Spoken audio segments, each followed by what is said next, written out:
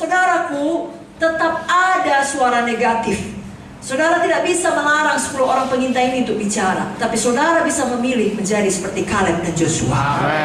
Saudara tidak bisa berkata, tapi semua berkata tidak mungkin. Semua berkata begini, ya saya ikutlah, apalah daya saya cuma 1 orang. Tidak. Saudara berkata seperti apa kata firman Tuhan. Saudara punya keberanian iman untuk menyelesaikan panggilan Tuhan dalam hidup saudara.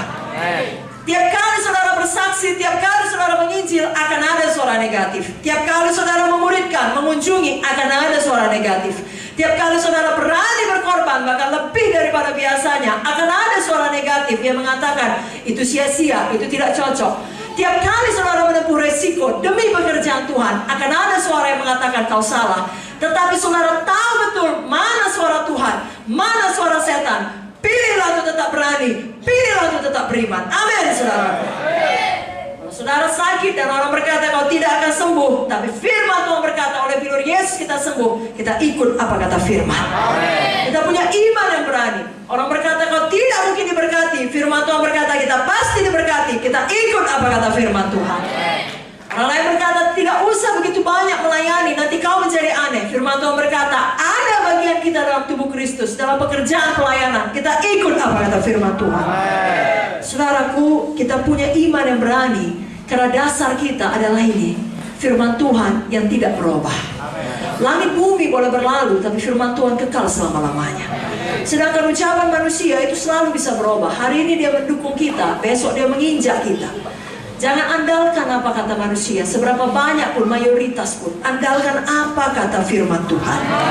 Firman Tuhan tidak mungkin gagal. Malam hari ini biarlah kita belajar satu perkara. Jangan terganggu apa kata orang.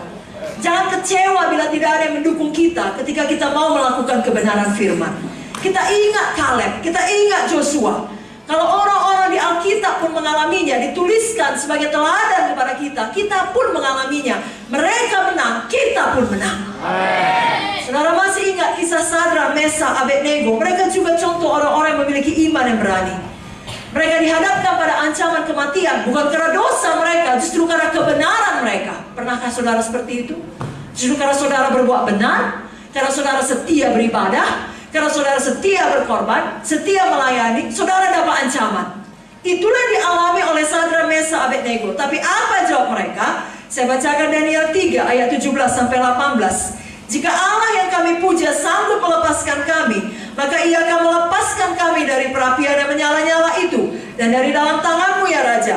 Tapi seandainya tidak, hendaklah Tuanku mengetahui ya Raja, bahwa kami tidak akan memuja dewa Tuanku dan tidak akan menyembah patung emas yang Tuanku dirikan itu. Amin.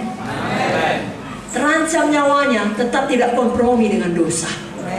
Tetap percaya kepada Tuhan. Karena dia tahu hidup di dunia ini adalah sementara, saudaraku. Bagaimanapun, walaupun kita sakit lalu sembuh, Lazarus sendiri yang sudah bangkit dari kematian tetap harus mati pada akhirnya. Dengan kata lain, hidup yang sebenarnya adalah hidup dalam kekekalan. Itu sebabnya mereka tidak takut. Mereka berkata, kami akan tetap ikut Tuhan. Biar contoh teladan dari firman Tuhan, baik mengenai Abraham tadi, bagaimana dia beriman, Kaleb bagaimana dia beriman dan berani, Sadrak, Mesak, Abednego. Malam hari ini meneguhkan hati kita. Seberat apapun masalah, tantangan, problema yang kita alami, kita tetap punya iman, Tuhan akan menolong kita. Dan di dalam prosesnya kita tidak pernah mau kompromi dengan dosa. Kita tidak melepaskan keyakinan kita. Kita tidak mencari jalan pintas yang salah, jalan aman untuk kehendak daging, kenyamanan diri sendiri. Tidak. Kita tetap dalam jalan kebenaran, jalan Tuhan, jalan kasih, jalan firman. Amin.